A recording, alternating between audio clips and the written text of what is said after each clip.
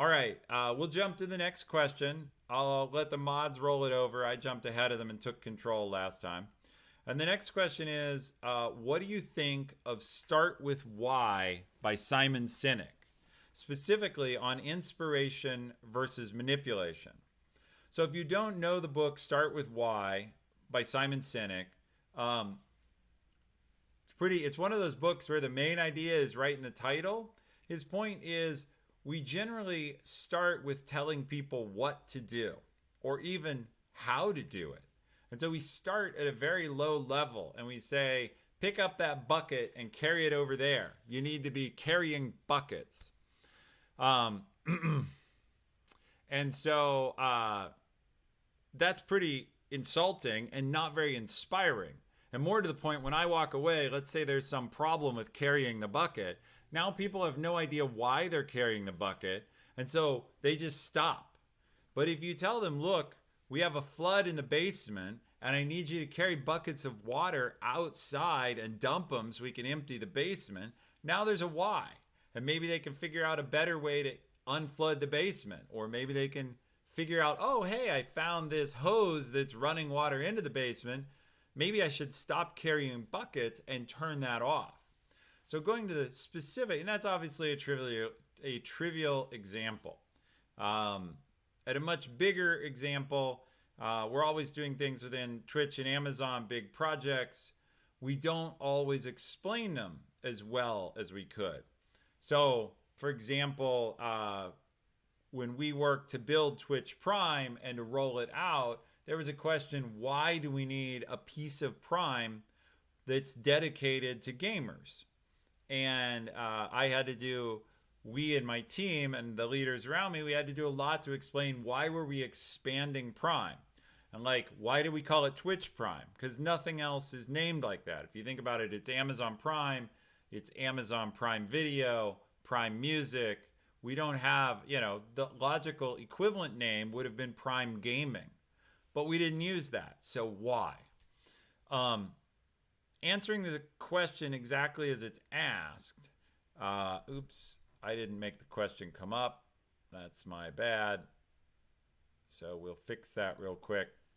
Now it's gone. Nope, there we go.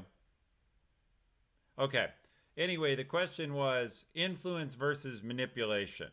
The things were lagging, and somehow I killed the question. Simon Sinek, look, I don't like manipulation, and it's because people eventually figure out they've been manipulated, and then they're really mad. And I want to take a second. Awesome Dave, who's our producer, got his new job this week at Sweet Greens, and he just subbed back to the channel, which means he's getting a chance to be on and listen. The show is based in Seattle. He's down in LA, where the Sweet Greens headquarters are, starting his new job, and I'm really happy for him. So I like influence rather than manipulation. Someone says you're right about authenticity. It's completely important to be genuine.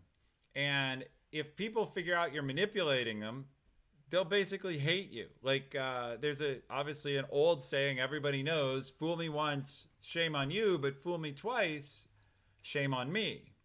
So if I'm getting fooled and taken advantage of, I'm going to stop. I'm going to go another direction. And I'm going to do anything I can to get away from you, to not do the work, to be suspicious of what you say. It becomes a little bit the boy who cried wolf. If you manipulate me once, now I'm suspicious of you forever. So I am a big proponent of honesty.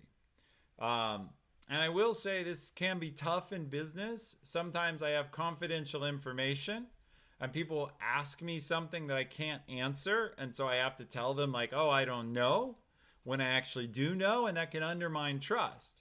But that's very rare, and I try very hard to avoid those situations.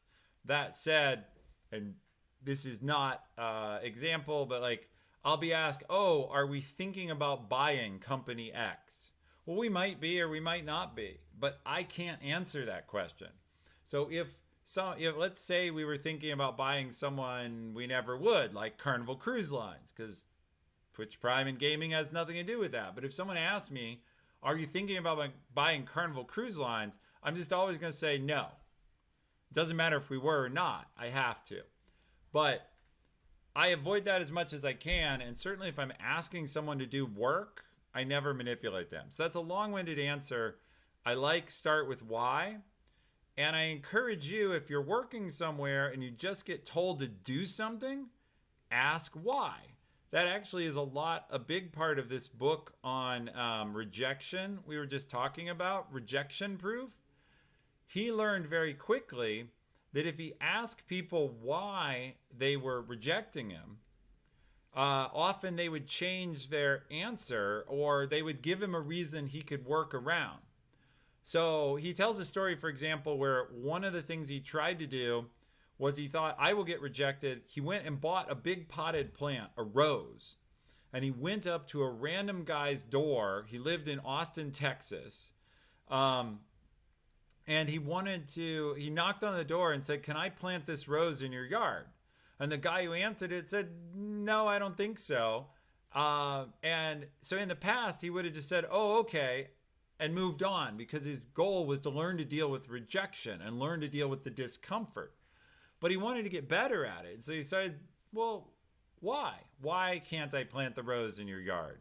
And the guy said to him, well, I have a dog and my dog digs up flowers, so it won't stay there and I'll have a mess in my yard. But then he went on to say, my neighbor across the street loves flowers. Why don't you go ask her? She'll probably want it. And so the guy learned two things from this, the author of the book. The first thing he learned was that he wasn't being rejected because of anything about him. It wasn't personal, or even what he was offering. It just didn't fit the guy's need. The second thing is the